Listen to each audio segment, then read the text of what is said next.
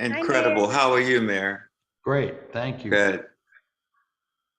Okay, the April 13th, 2023 Human Resource Committee is now called to order. Let's just take a moment of silence.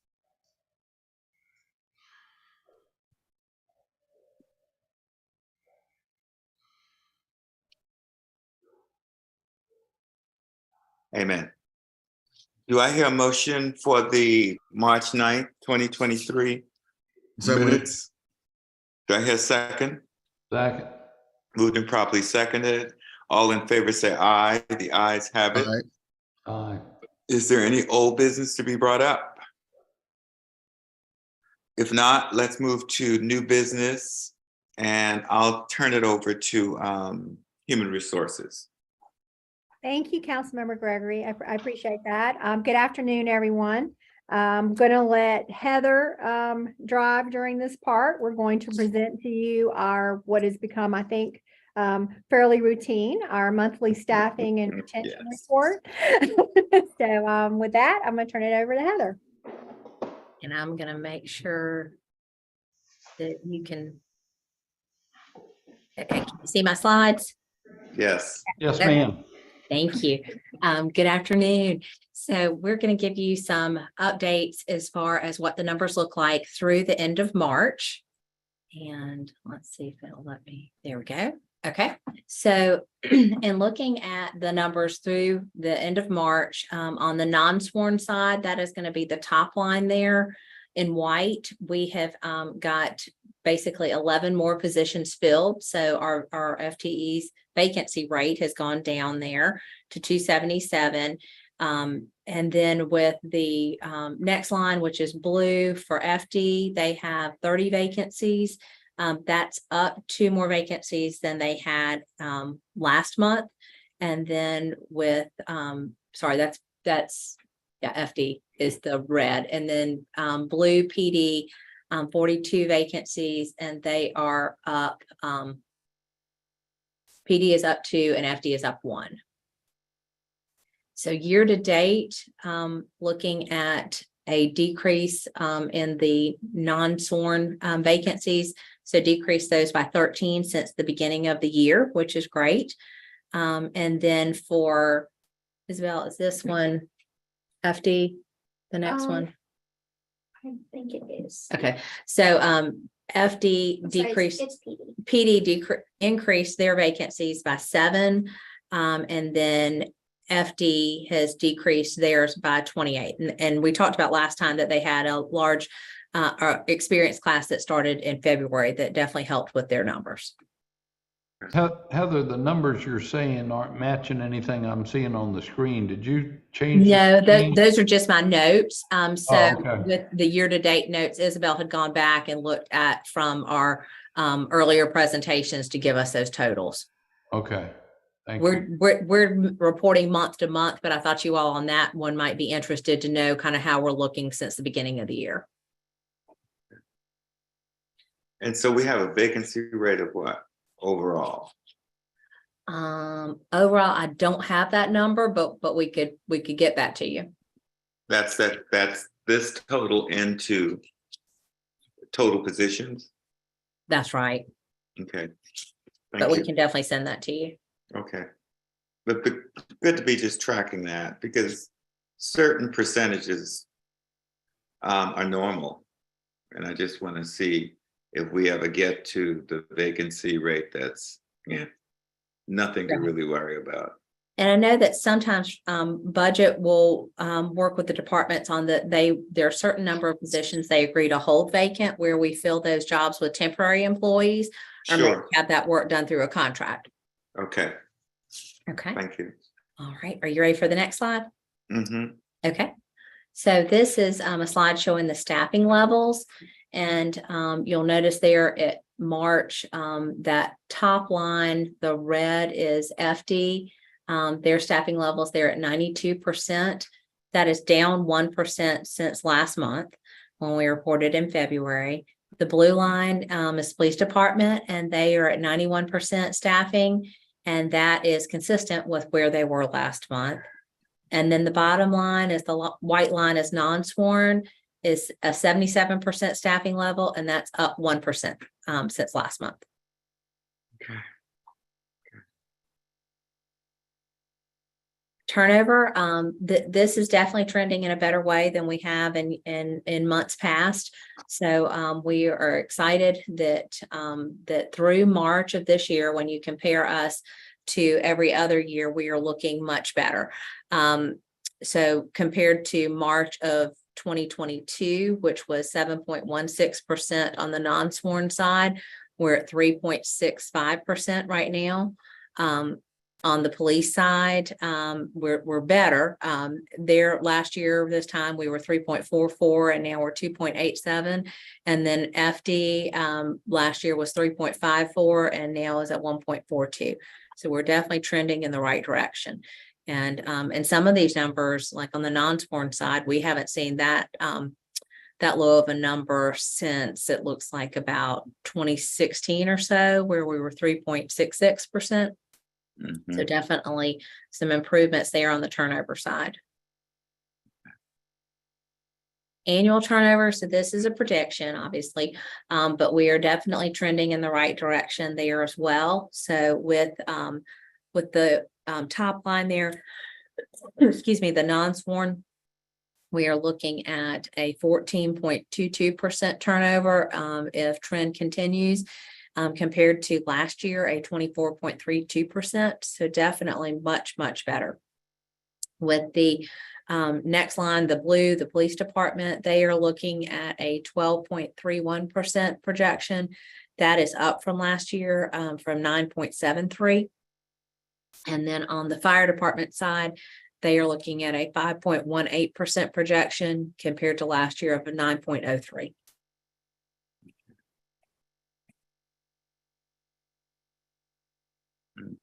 So I'll give you a quick recruitment update. Here we notice that these numbers are going up as far as the postings.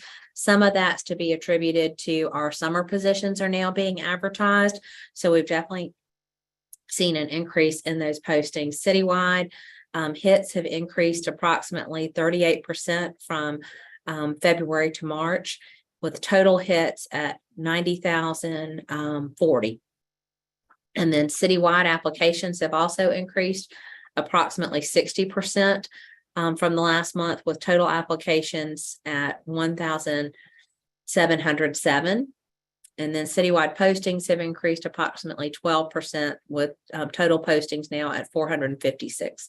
And that also can be attributed not just to summer, but there were a number of new positions for 2023. A few of those new positions were able to be advertised, filled starting in January, but a number of those were held until till April. So some of those started being advertised in March, looking at an April hire. The next one shows the conversion rate. And so average applications per posting have increased 1.11% from February, going from 2.63% to 3.74%. And the citywide conversion rate has pretty much stayed the same at 1.6. It is trending up compared to what it was towards the end of the year, where you were looking at kind of in November, December at 1.1%. Now we're 1.6.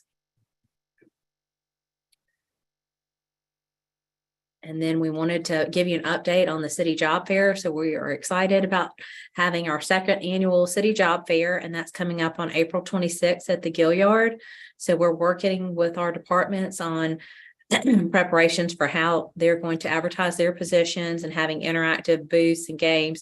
We're going to have a contest for I think the top 3 departments as far as their booths go, and give out awards. So a little healthy competition there to spur some creativity. And we had a lot of fun booths last year, so we're excited about what this year will bring. That will be from 12 to 4 on the 26th, and we're working on our advertisements for that as well. And so we're excited. And if you all are on site or close by, feel free to stop by on that day. We would love to have you.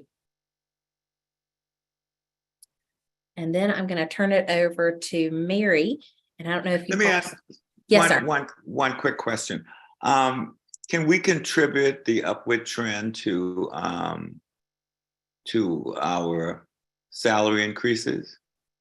Do you think there's a correlation? I definitely think so. And I also think the not only the number of candidates, but the quality of the candidates for the positions has definitely improved. Great. Okay. So we appreciate your support with that. That's good news. And then I'm gonna, do you all have any other questions about the stats at the beginning? Yeah, I do. This is Keith Waring. Hello, Sure. everybody. There was a stat where I think the police department, did I see that right? Where it bumped from 9 point something last year to 12 point something so far this year? On the turnover, that's the projection there. Right. So 9.73 last year and projection of 12.31. So Anything- far, Anything you can attribute to that? Any feedback from, I guess, the department? I was telling Kay that I feel like that I have seen a lot more police officers when they hit their 25 years, they are leaving these days compared to in years past. I think sometimes people would have stayed on for a number of years, but I feel like that right now we're seeing a lot of people as soon as they're eligible, they are filing for retirement and leaving. I mean, it's definitely a great benefit to be able to retire from a job that's very taxing at a younger age. And then, they can draw their full retirement and then go work elsewhere and draw a salary as well. But we see a lot more people doing that than I think we did in the past. Okay, and the second question I have is the chairman asked about obviously the pay raise, and I'm glad to hear it's being effective. But I'm concerned about council members resting on our so-called laurels. We were behind the 8 ball, and I think we kind of got caught on the wrong side of. A lot of people did COVID. People could get other jobs paying a higher rate of pay. So as we go into this budget planning session for fiscal year 24, I know we had a good pay increase, but I don't want to become a miser. I kind of want to continue in the track that we got on last year. We did a good thing with the bonus at year end, and then obviously with the pay raise that come into this year. But I want to make sure we have a strategy going into 24 that keeps us competitive as the largest city in the state of South Carolina should be when it comes to taking care of the most important asset is our people. So as we get to approaching, July, August, September, maybe you all can give us some recommendations on, I know where we are now, but it won't be long until we may be looking up at others. And we may still be looking up at others, but We are. we are? Well, we got more work to do. We do. I appreciate that, Councilmember Waring. And I think I can talk for my whole team. We couldn't agree with you more. We would definitely like, to continue, looking at salaries and not let ourselves get in a position where we're behind. I mean, I think we're actually pretty good comparatively right now to our sister municipalities, but of course, most of them on a fiscal year. So I don't know what they're going to be doing for July 1. So we're going to need to be really, watching that. And also, Amy, budgeted, funds. We are planning on doing a comprehensive compensation study this year, actually having an outside company come in and look at our pay and maybe pay plans, job descriptions. We've begun drafting the RFP. We haven't issued it yet, but I'm hoping that we can do that soon. I don't think the city's ever done that before. I will have been here 27 years in August, and I don't remember us ever hiring a consultant to come in and look at our compensation structure. So I'm expecting to have some, hopefully some very helpful recommendations from them. Well, let me, the timing and when we deliberate the budget and the timing and getting that information back from the consultant, I sure wish. Seems like right now, I could be wrong, but I hope the calendar works in our favor. And, we're not getting results in October when we have to make the first vote in Yes, sir. November on the budget, Yes, sir. I agree. We need to get that out soon. I agree with you. Good deal. All right. Thank you, ma'am. Councilman Brady? Councilman Brady, your hand's up. Yep. Yes. Thank you, Mr. Chairman. And I kind of wanted to piggyback on what Councilmember Waring had started to allude to. And I'm curious if we've looked at or asked on the kind of turnover end and knowing how many FTE vacancies that we're running. Does kind of the lack of it's year to year during the budget season is when we determine the cost of living adjustment. If there is one that we put into the budget, but how much of that kind of plays into it in terms of, if you're a new employee to the city and you don't know if you're even going to get a COLA at the whims of the governing body of the city because of the budget. Whereas with other jobs, I can speak for myself in the nonprofit that I work for. We got guidance the other day that with our pay plan, to expect that we'll have a 2% COLA coming over the next 2 to 3 years. Obviously, as long as our budget targets are met. But it kind of gives you the oh, okay, well, I can plan on that then, knowing that that's coming along. How much does that kind of play into our retention on the non-sworn side, that people just, if you don't know that you're going to be getting any type of stable increase, you're going to bolt and go somewhere else. Brady, yeah, go ahead, Kay.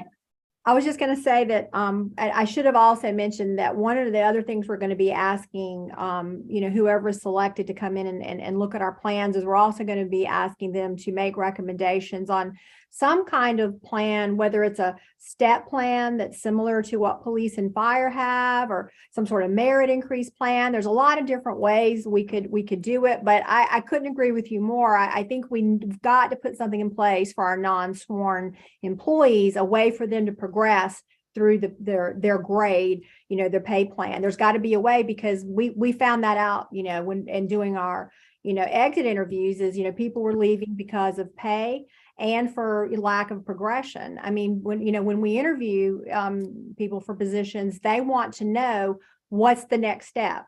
Where do I go from here? You're absolutely right. They need to know what can I expect. And I think it's just really important. I really feel like that's the main contributor, or one of the main contributors for, if you look at our turnover, police, fire sworn, and non-sworn, I think that's why we've had such an issue, much more of an issue with our non-sworn employees, because the fire, and police sworn pay plans are great. They really are. There's a lot of opportunity for them to move through the plans and get increases, and we just don't have that with non-sworn. And I think we really need that.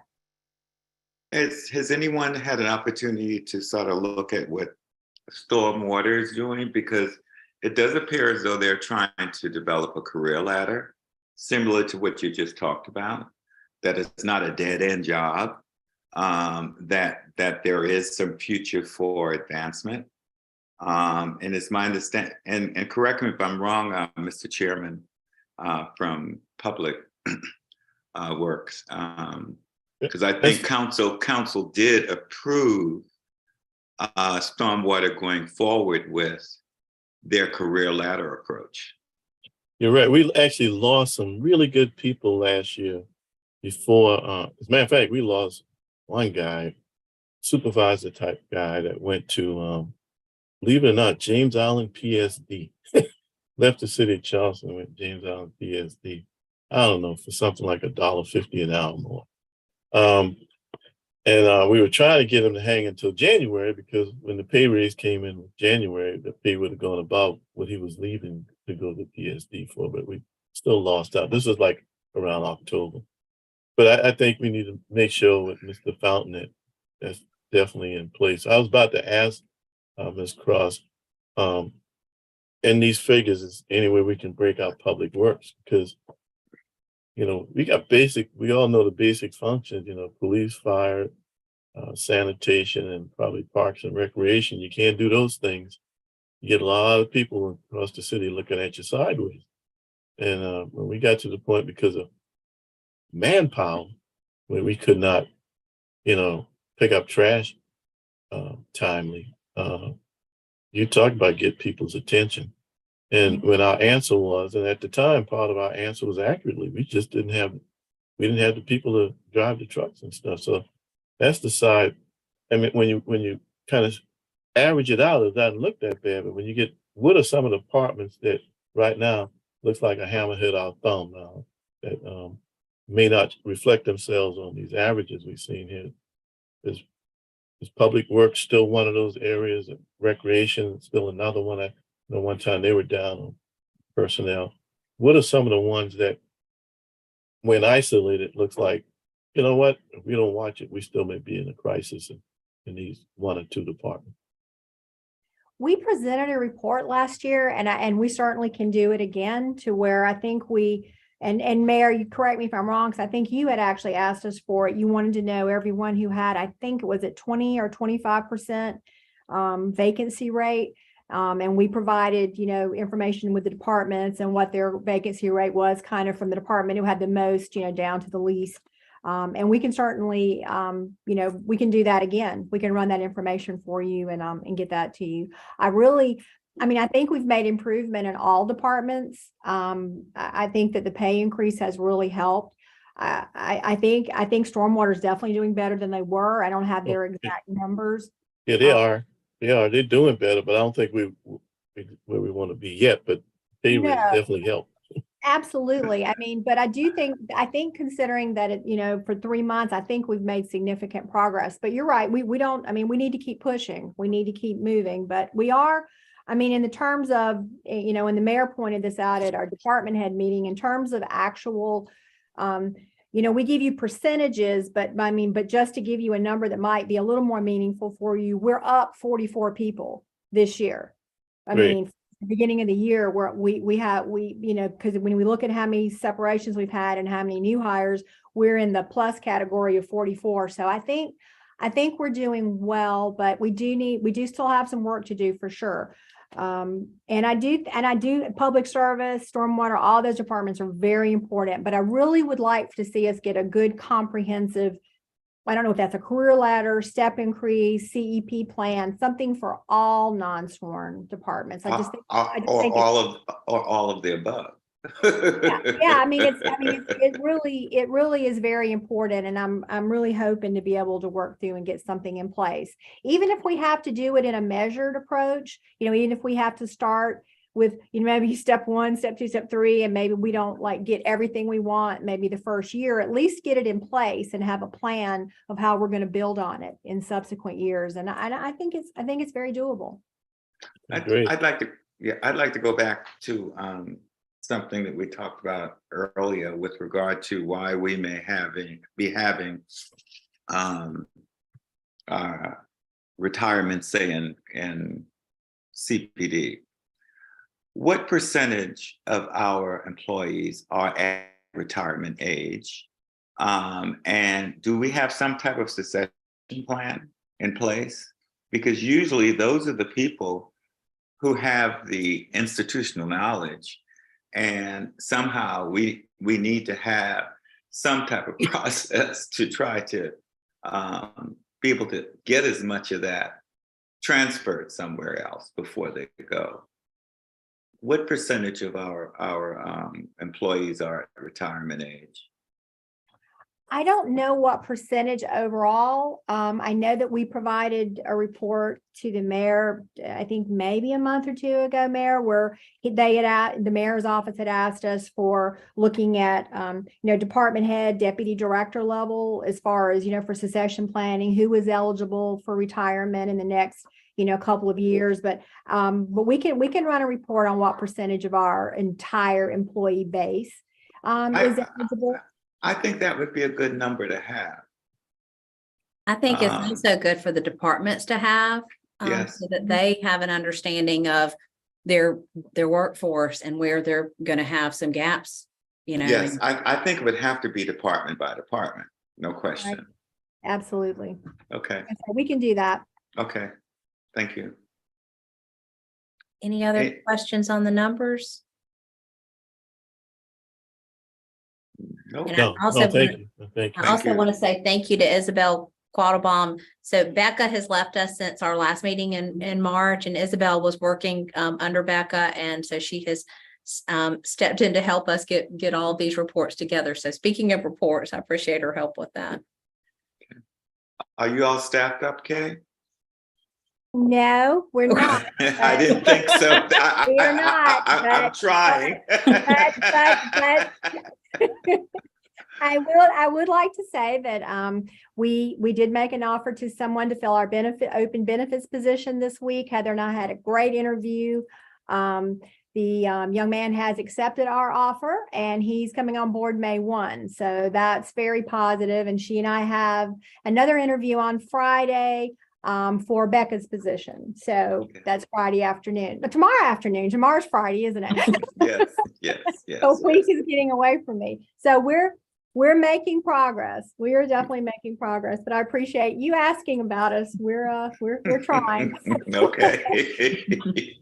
So, I'm sorry, we're at Medicare supplement now, or well, no, wellness? before we get there, I want, the next item on the agenda is wellness. I kind of wanted to take this opportunity. I know we've focused on recruitment a lot, and rightly so, because that's been, really kind of one of the most important topics now for months. But there are other areas of HR, and so I kind of would like to take an opportunity to spotlight some other areas. And I don't know if you've all had the opportunity to meet our wellness manager, Mary Cummings. Jan Park was here for 15 years in that role. And Mary, she is our wellness manager. I started to call her new wellness manager, but I don't guess she's really that new anymore. But anyway, I wanted her to give you a little overview of what is going on in the wellness world and some of her programs, and see if you guys had any questions about that. Because I think that's, again, that also kind of dovetails into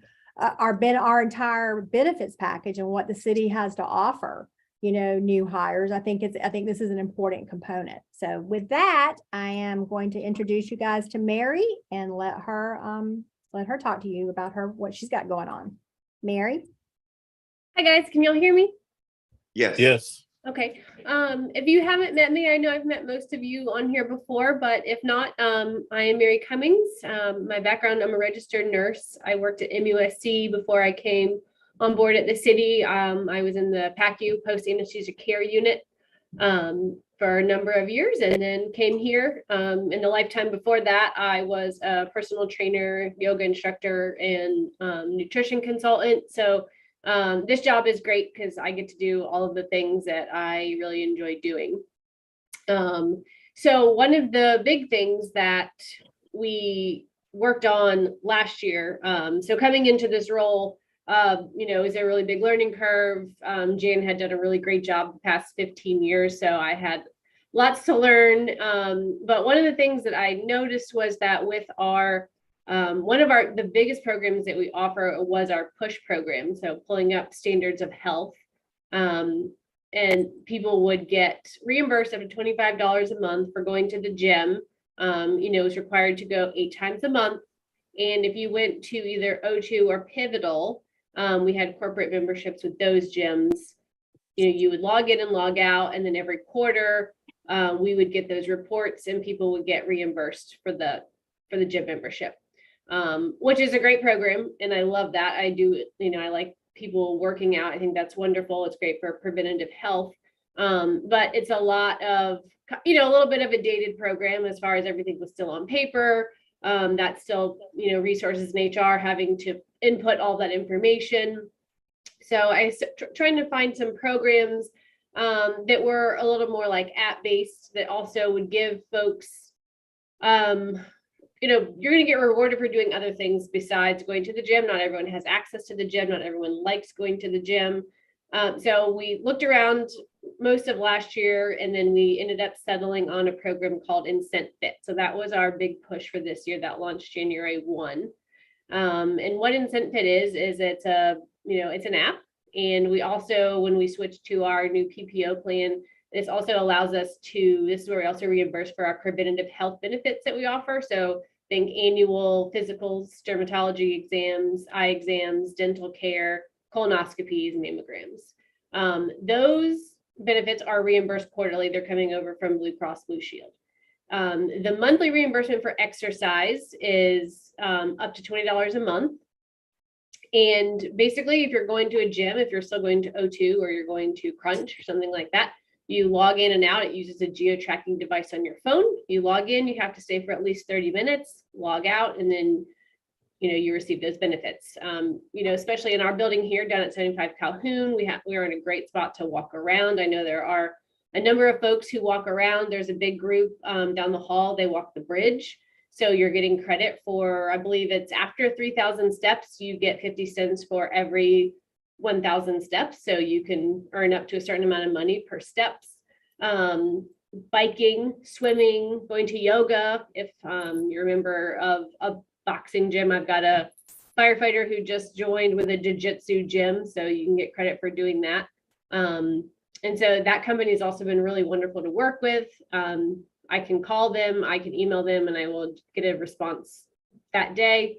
I can send our employees there if there's any issues. So I've gotten a ton of positive feedback about that. We are at about 33% positive for users. So I feel like that's a pretty good number coming into not even the end of the first quarter. So out of I think 1,738 eligible folks, we're at about 33% of that. And I get emails every single day for people wanting to join or sign up or make sure they're signed up for the preventative health care benefits. So that I feel like is going very well. In addition to IncentFit, we offer, a ton of other wellness benefits that I've never seen at any other place I've worked. We offer a diabetes program. So if you or your dependents have diabetes, type 1, type 2, or gestational diabetes, if you enroll in this program, you work with a pharmacist. You will talk to that person about once or twice a month, just depending. They're going to review your labs, your A1C. They're going to help make sure you're going to your right doctor's appointments. You're getting your eyes checked, your skin checked, your feet checked. And then for being enrolled in that program, the city covers the cost of your medicine. And that's a huge, huge benefit. So I actually met with that company just went through a change. It's called the SC Pharmacy Association. There's a new CEO, a younger guy who seems pretty rejuvenated, has lots of energy. And then we have a new pharmacy lead who will kind of be my contact and helps with all the other pharmacies. She's out of Earhart, South Carolina, but she's got tons of experience. And we're going to kind of revitalize that program moving forward and we have some lofty goals to grow it by about, honestly, 50% of where we are right now. And so just in the last couple of days, I've already actually got 3 people lined up next week to meet with to get them enrolled. So I think we're going to do really well with that, getting the word out. I'm going to try to put a flyer on some pay stubs coming out here in the next couple of months so people actually have something physical to look at if you don't know about that program, which some people might not. Another big benefit that we also offer is our EPA program, employee assistance. So as we all know, mental health is a struggle right now. Through the city, through Cigna, you get up to 5 free sessions per issue. And I've also looked into, because I know that some places, if you're going, say you want to go to someone in Somerville or Mount Pleasant or West Ashley, a lot of these folks now have long waiting lists. So there is an online platform called Talkspace that does accept our insurance, and there are no wait lines. They just try to match you up with someone online. So that is a great benefit. There's another one called BetterHelp. So I'm looking into that. I was working with Wes on that, trying to see if we can get that added as well, just to give people more options, because not everybody can wait 3 months for, some mental health help if they need it. We have a tobacco cessation program. So if you're a smoker and you're trying to stop, heart health, if you're on blood pressure meds, it's very similar to the diabetes program. Those two I generally go hand in hand. If you're on one, you're generally on the other. Not a perfect science, but that's generally how it is. So those are kind of the big things this year. We just wrapped up our big All In for 10 weight loss challenge. It runs January through March. We had 96 participants and 17 teams. So looking for ways to, make that a little bit better every year. And so those are kind of the big things going on in wellness right now. So lots of good, exciting stuff coming down this year. Thank you. Any questions? Not? Medicare supplement?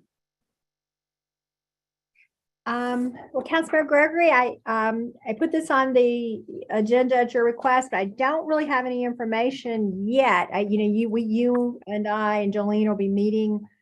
We have a Zoom meeting tomorrow morning, so I expect to have more information after that meeting, but was there anything you wanted to talk No, about?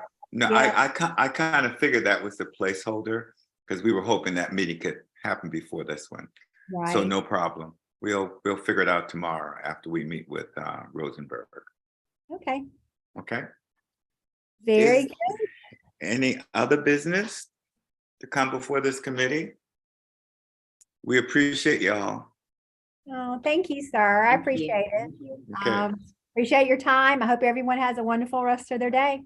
you too.